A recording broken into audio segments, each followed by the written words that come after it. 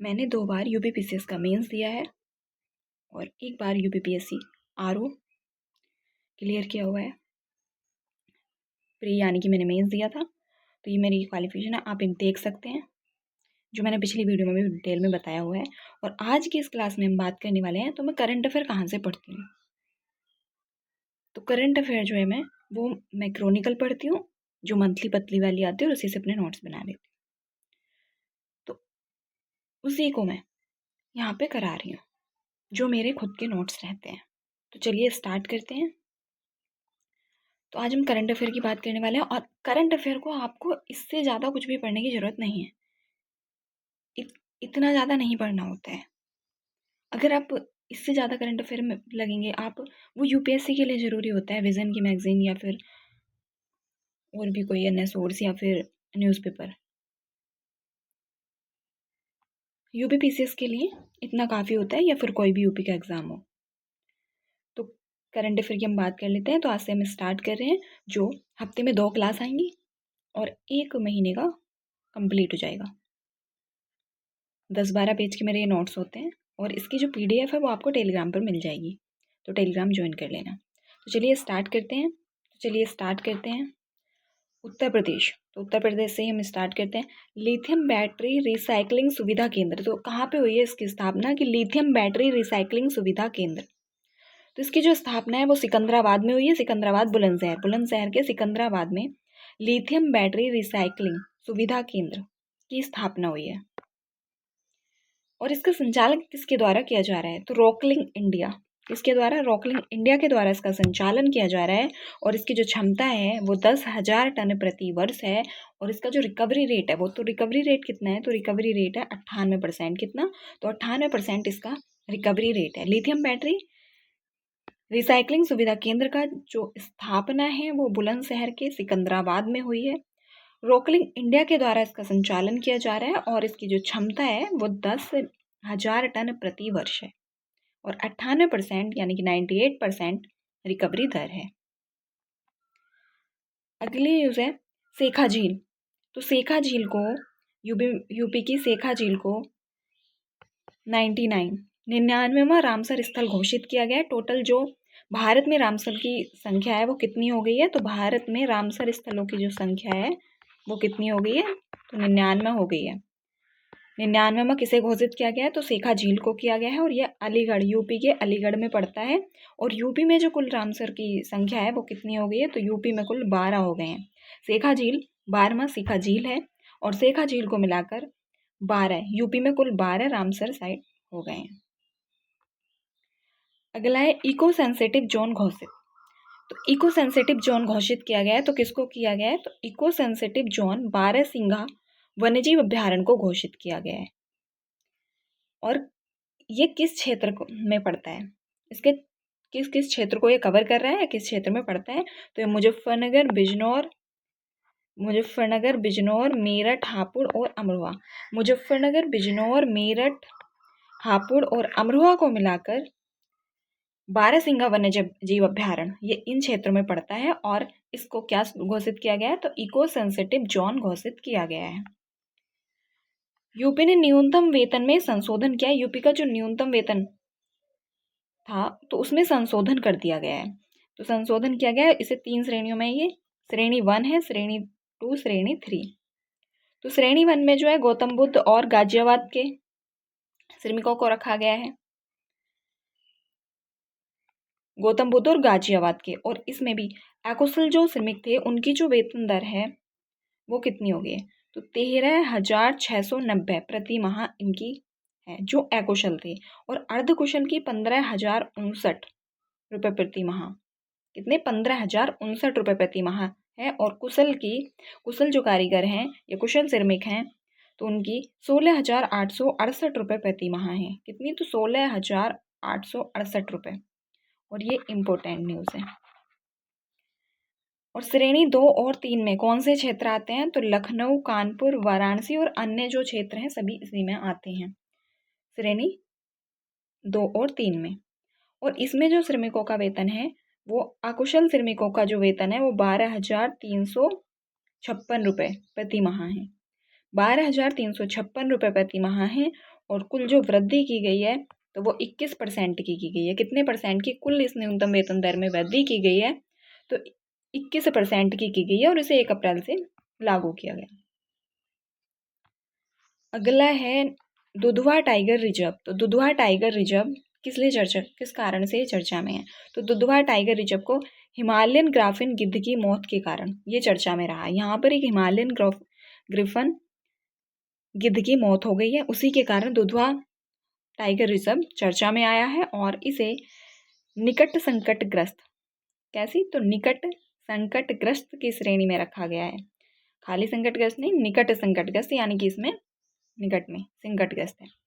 तो ये रिजर्व है कहाँ पर? तो दुधवा टाइगर रिजर्व जो है लखीमपुर खीरी में पड़ता है, उत्तर प्रदेश के लखीमपुर खीरी में। तो उत्तर प्रदेश के हिसाब से ये न्यूज़ भी इम्पोर्टेंट हो जाती है। और इसकी स्थापना कब हुई थी?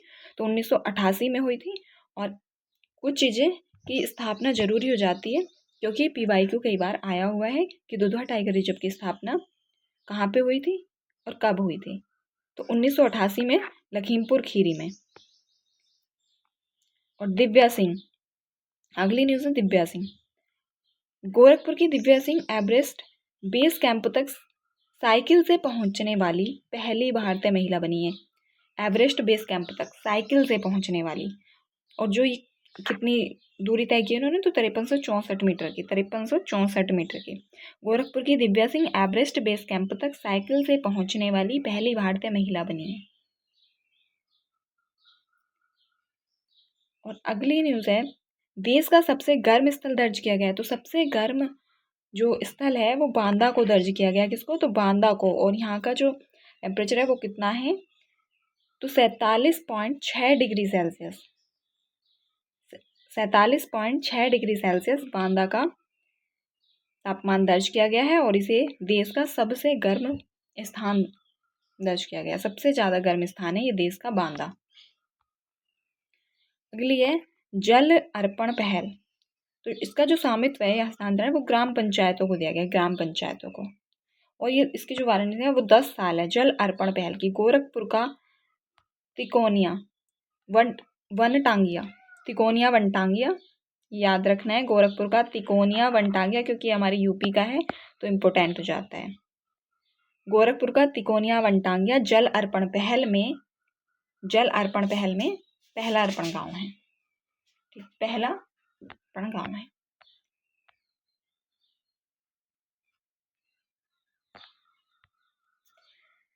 बिहार के नए मुख्यमंत्री बने हैं। तो बिहार के जो नए मुख्यमंत्री बने हैं वो कौन बने हैं? तो सम्राट चौधरी बिहार के नए मुख्यमंत्री बने हैं। और ये 24 में, कैसे? तो ये 24 में CM है, ये 24 में मुख्यमंत्री हैं सम्राट चौधरी। और इनसे बिहार के जो पहले मुख्यमंत्री थे, तो पहले जो मुख्यमंत्री थे बिहार के वो डॉक्टर श्री कृष्ण सिंह थे। ये इंपॉर्टेंट हो जाता है कोई बिहार के एग्जाम के लिए, वैसे सभी को देख लेना चाहिए, कुछ नहीं पता चलता है एग्जाम में। और सबसे लंबे समय तक CM कौन रहे हैं? तो वो नीतीश कुमार रहे हैं। और ये कितनी बार बने हैं? तो ये जो मुख्यमंत्री बने हैं 10 बार मुख्यमंत्री बने हैं नीतीश कुमार, सबसे लंबे समय तक बिहार के मुख्यमंत्री ये रहे हैं। पोषण पखवाड़ा पहल, पोषण पखवाड़ा पहल, तो इसका जो आयोजन है वो बेगूसराय, कहाँ पे किया गया है? तो बेगूसराय में किया गया है पोषण पखवाड़ा पहल का आयोजन। और महिला एवं बाल विकास मंत्रालय के द्वारा पोषण पखवाड़ा पहल का आयोजन किया गया है। महिला एवं बाल विकास मंत्रालय, इस प्रकार से ज़्यादा पूछ लिया जाता है, या फिर कहाँ से इसका आयोजन किया गया है। तो पहला ग्रीन टैंक हॉर्टिकल्चर कॉन्क्लेव, तो पहला ग्रीन टैंक हॉर्टिकल्चर कॉन्क्लेव की जो स्थापना है वो कहाँ पे हुई? पटना। ये पटना में, और किसके द्वारा? तो कृषि विभाग के द्वारा। और इसकी जो थीम है ये कहाँ पे किया गया है? तो पहला ग्रीन टैंक हॉर्टिकल्चर कॉन्क्लेव, तो इसका जो आयोजन है वो पटना में किया गया। कहाँ पे? पटना में। और इस किसके द्वारा? तो कृषि विभाग के द्वारा किया गया। और इसकी थीम है परंपरा से प्रगति। बहुत ज़्यादा इम्पोर्टेंट हो जाती हैं ऐसी न्यूज़। और 3 हाईवे इमरजेंसी रनवे विकसित होगा, यानी कि 3 हाईवे इमरजेंसी रनवे विकसित हो रहा है। तो वो कहाँ से कहाँ तक है? तो पहला पटना पूर्णिया एक्सप्रेस वे, पटना से पूर्णिया, पटना पूर्णिया एक्सप्रेस वे। और दूसरा है गोरखपुर सिलीगुड़ी ईस्ट से वेस्ट।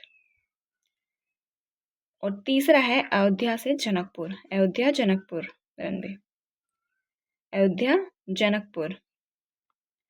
और अगली न्यूज़ है पूर्वी भारत की सबसे लंबी एलिवेटेड सड़क। तो पूर्वी भारत की सबसे लंबी एलिवेटेड सड़क कहाँ पे बन रही है?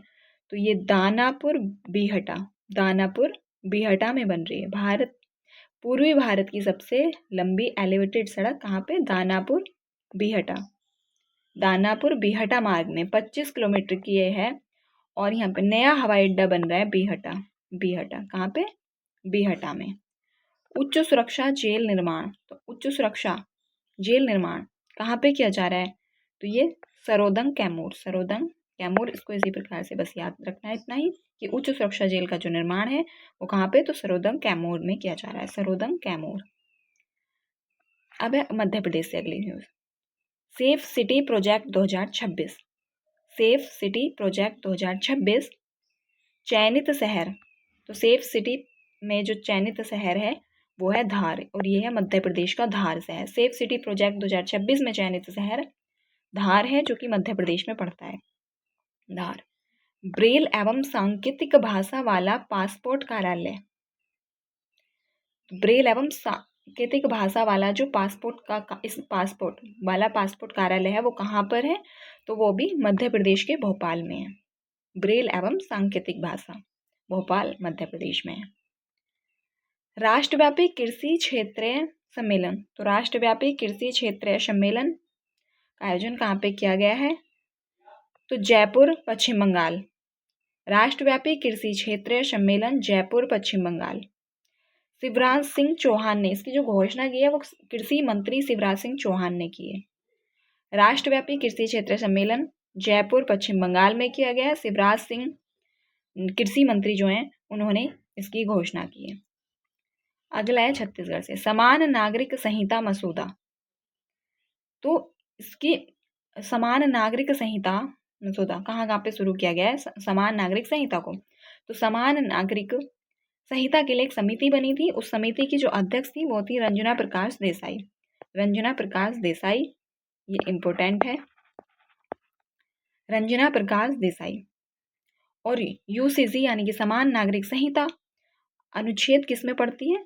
अनुच्छेद 44 में है, जो डीपीएसपी का एक आर्टिकल है, अनुच्छेद 44 समान नागरिक संहिता। और ये गुजरात और उत्तराखंड में पहले से ही लागू है, यानी कि उत्तराखंड में ये पहले से ही लागू है और सबसे पहले लागू करने वाला यानी कि प्रथम राज्य उत्तराखंड बना है, ये प्रथम है आज़ादी के बाद से करने वाला। और गुजरात, तो गुजरात में फाइनल नहीं हुआ है, लेकिन गुजरात के लिए एक समिति बनाई गई और गुजरात में इस पर बात चल रही है। और अब ये छत्तीसगढ़ में शुरू हो रहा है।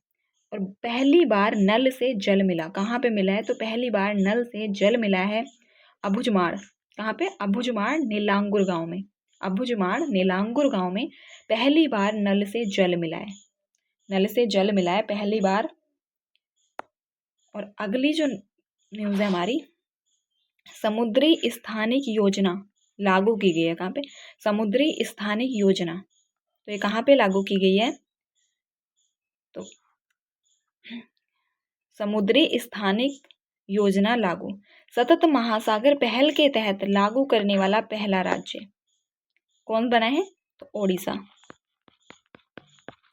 कौन बना है? ओडिशा। समुद्री स्थानिक योजना लागू करने वाला ओडिशा राज्य है, सतत महासागर पहल के तहत लागू करने वाला पहला राज्य बना है। और इसका जो नोडल मंत्रालय है, यानी कि किस मंत्रालय के द्वारा शुरू की गई है? तो पृथ्वी विज्ञान मंत्रालय, किसके द्वारा? तो पृथ्वी विज्ञान मंत्रालय के द्वारा। और किसकी साझेदारी से शुरू की गई है? तो भारत और नॉर्वे की साझेदारी से। किसकी? तो इस प्रकार की न्यूज़ तो बहुत ज़्यादा इम्पोर्टेंट होती हैं। भारत और नॉर्वे की साझेदारी, ये जरूर याद रखना है, भारत और नॉर्वे की साझेदारी से। पहली 3D सेमीकंडक्टर पैकेजिंग यूनिट, पहली 3D सेमीकंडक्टर पैकेजिंग यूनिट कहाँ पे? तो इन्फो वैली उड़ीसा में यूनिट कहाँ पे स्थापित की गई है? तो इन्फो वैली उड़ीसा में पहली 3D सेमीकंडक्टर पैकेजिंग यूनिट कहाँ पे शुरू की गई है? इन्फो वैली उड़ीसा में। पूर्वोत्तर राज्य गारो खासी भाषा, तो गारो खासी भाषा जो है ये कहाँ की है, तो गारो खासी भाषा मेघालय की भाषा है और मेघालय द्वारा इसको राजभाषा का दर्जा दिया गया है। ठीक, और 8वीं अनुसूची में जो इस वक्त भाषाएं हैं वो टोटल 22 हैं।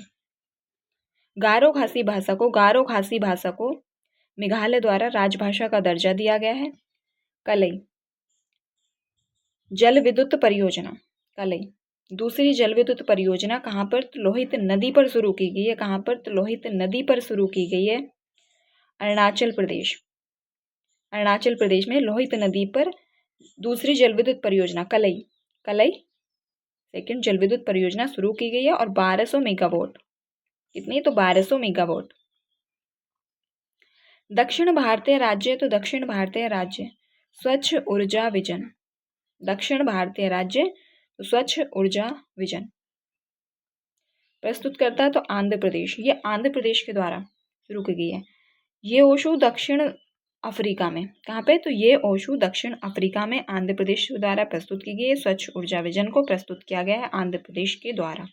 ये ओशो दक्षिण अफ्रीका में, दक्षिण अफ्रीका की जगह है ये ओशो। और वर्ल्ड क्लाइमेट सिटीज फोरम स्थान क्या है, तो वर्ल्ड क्लाइमेट सिटीज फोरम। मासिक धर्म अवकाश नीति, तो मासिक धर्म अवकाश नीति पर निर्देश जारी किए गए हैं कहाँ पे, तो कहाँ पे किए गए हैं, तो ये कर्नाटक के उच्च न्यायालय ने किए हैं। इस प्रकार से क्वेश्चन पूछ लिए जाते हैं तो कि ये किस न्यायालय के द्वारा किए गए हैं ये निर्देश जारी, तो कर्नाटक उच्च न्यायालय ने मासिक धर्म अवकाश नीति शुरू की है, यानी कि इस पर एक निर्देश जारी किया है। और संगठित प्लस असंगठित दोनों प्रकार के क्षेत्रों के लिए, संगठित और असंगठित। और इसमें संवैधानिक प्रावधान, तो संवैधानिक प्रावधान है आर्टिकल 21 में, इसके तहत जीवन एवं गरिमा के मौलिक अधिकार का हिस्सा है। और मासिक धर्म को भी इसमें जोड़ दिया गया है कि ये इस मासिक धर्म भी है 21 के तहत जीवन एवं गरिमा के मौलिक अधिकार का हिस्सा है। कैंसर अधिसूचित रोग घोषित, तो कैंसर अधिसूचित रोग घोषित तेलंगाना के द्वारा, तो तेलंगाना के द्वारा कैंसर को अधिसूचित रोग घोषित किया गया है। तो कैंसर को जो अधिसूचित रोग घोषित किया गया है वो तेलंगाना के द्वारा किया गया है। प्रथम अंतर्राष्ट्रीय फिल्म महोत्सव, तो प्रथम अंतर्राष्ट्रीय फिल्म महोत्सव कहाँ पे किया गया है, तो भारत मंडपम दिल्ली में। प्रथम अंतर्राष्ट्रीय फिल्म महोत्सव का आयोजन भारत मंडपम दिल्ली में किया गया है। और इसका जो उद्घाटन है वो मुख्यमंत्री रेखा गुप्ता, जो दिल्ली की मुख्यमंत्री हैं रेखा गुप्ता के द्वारा इसका उद्घाटन किया गया है। और इसका आयोजन किस किस के द्वारा किया गया है, तो DTTC प्लस दिल्ली सरकार। और लक्षित देश क्या है इसमें, तो लक्षित देश है स्पेन को एक लक्षित देश रखा गया है। और लाइफ टाइम अचीवमेंट पुरस्कार किसको दिया गया है, तो लाइफ टाइम अचीवमेंट पुरस्कार जो है वो धर्मेंद्र, शर्मिला टैगोर और नंदमुरी बालकृष्ण को दिया गया है। लाइफ टाइम अचीवमेंट का पुरस्कार किसको दिया गया है, धर्मेंद्र, शर्मिला टैगोर और नंदमुरी बालकृष्ण को दिया गया है। प्रथम अंतर्राष्ट्रीय फिल्म महोत्सव उद्घाटन ओलिवर लैक्स द्वारा निर्देशित स्पेनिश फिल्म सिरात से हुआ है। ओलिवर लैक्स द्वारा निर्देशित स्पेनिश फिल्म सिरात से हुआ है इसका जो उद्घाटन है।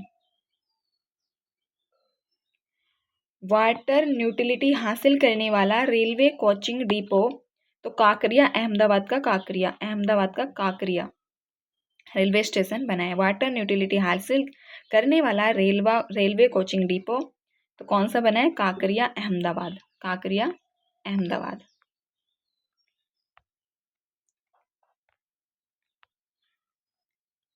प्रशासनिक डेटा समन्वय राष्ट्रीय शिखर सम्मेलन, प्रशासनिक डेटा समन्वय राष्ट्रीय शिखर सम्मेलन कहाँ पे, तो ओडिशा में किसके द्वारा किया गया है, तो सांख्यिकी एवं कार्यक्रम कार्यान्वयन मंत्रालय के द्वारा, सांख्यिकी एवं कार्यक्रम कार्यान्वयन मंत्रालय के द्वारा।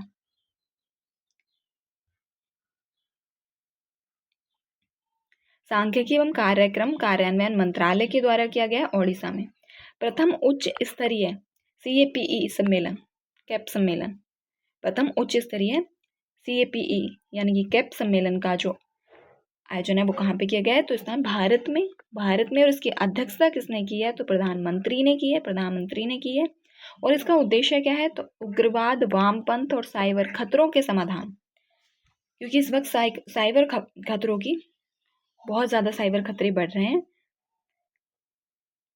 साइबर अपराध ज़्यादा हो रहे हैं इस वक्त, तो इसलिए उग्रवाद, वामपंथ और साइबर खतरों के समाधान के लिए प्रथम उच्च स्तरीय कैप सम्मेलन का आयोजन किया गया भारत में और इसकी अध्यक्षता प्रधानमंत्री ने की है। 131वां संविधान संशोधन बिल, तो 131वां संविधान संशोधन बिल का जो विवरण है वो लोकसभा विस्तार विधेयक हेतु अस्वीकृत कर दिया गया। क्या कर दिया गया? ये अस्वीकृत हो गया है। जो महिलाओं वाला था, महिलाओं को रिजर्वेशन देने से संबंधित था, तो इसे लोकसभा विस्तार विधेयक हेतु जो था इसे अस्वीकृत कर दिया गया है। प्रस्ताव कि 543 से 850 सीट करना, इसका जो प्रस्ताव था ना, तो वो क्या था कि 543 सीटें जो वर्तमान में हैं, लिमिट 545 की है और 543 वर्तमान में है, तो इन्हें बढ़ाकर 850 सीट करना लक्ष्य था। और स्थिति अनुच्छेद 81 के तहत सीटें 2026 के बाद की पहली जनगणना तक फ्रीज हैं, यानी कि 2026 तक सीटें नहीं बढ़ाई जा सकती हैं। और भारत में अब तक 4 बार परिसीमन हो चुका है। परिसीमन भारत में अब तक कितनी बार हुआ है? तो 4 बार हो चुका है, 4 बार हो चुका है। आरोग्य वन पहल, तो आरोग्य वन पहल किसके द्वारा? तो आरोग्य वन पहल शुरू की गई है, किसके द्वारा इसका संचालन किया जा रहा है? तो नाही, NHAI, नाही। इसका उद्देश्य क्या है? तो राष्ट्रीय राजमार्गों को हरित गलियारों, राष्ट्रीय राजमार्गों को हरित गलियारों में बदलना, यानी कि राष्ट्रीय जो राजमार्ग हैं उन्हें हरित गलियारों में बदलना, यानी कि उनके दोनों तरफ कुछ पेड़ पौधे लगाना।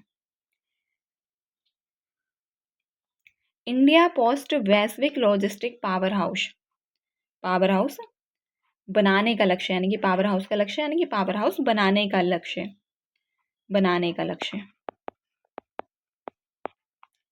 और क्या रखा गया है? तो इसका लक्ष्य वर्ष क्या रखा गया है? 2030 तक। इंडिया पोस्ट वैश्विक लॉजिस्टिक पावर हाउस बनाने का लक्ष्य तो 2030 तक रखा गया है। पश्चिमी फ्रेट कॉरिडोर पूरा हो रहा है, तो पश्चिमी फ्रेट कॉरिडोर पूरा कब पूरा हो रहा है?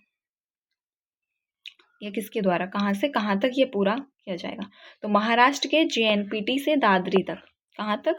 तो महाराष्ट्र के JNPT से दादरी तक पश्चिमी फ्रेट कॉरिडोर है, और इसकी जो लंबाई है वो 1504 किलोमीटर है। कितनी? 1504 किलोमीटर है, जबकि नॉट्स में 1537 बताई गई, लेकिन 1537 लिखा हुआ है, लेकिन 1504 किलोमीटर तक है।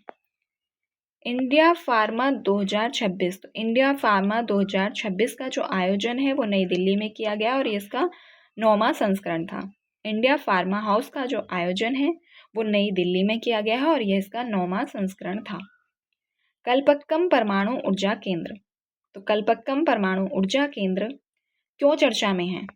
तो इसका रीज़न है कि प्रोटोटाइप फास्ट ब्रीडर रिएक्टर ने पहली बार क्रिटिकलिटी हासिल की है। क्या हासिल किया? क्रिटिकलिटी हासिल की है कल्पक्कम परमाणु ऊर्जा केंद्र ने। प्रोटोटाइप फास्ट ब्रीडर रिएक्टर ने क्रिटिकलिटी हासिल की है।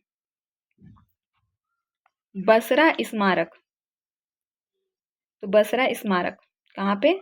इराक में। तो बसरा स्मारक जो है वो इराक में WW1 में शहीद 33,000 भारतीयों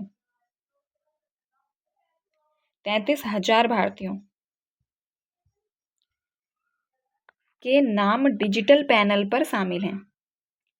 इराक WWI में शहीद 33,000 भारतीयों के नाम डिजिटल पैनल पर शामिल किए गए हैं, डिजिटल पैनल पर शामिल किए गए। बसरा स्मारक बनाया गया है।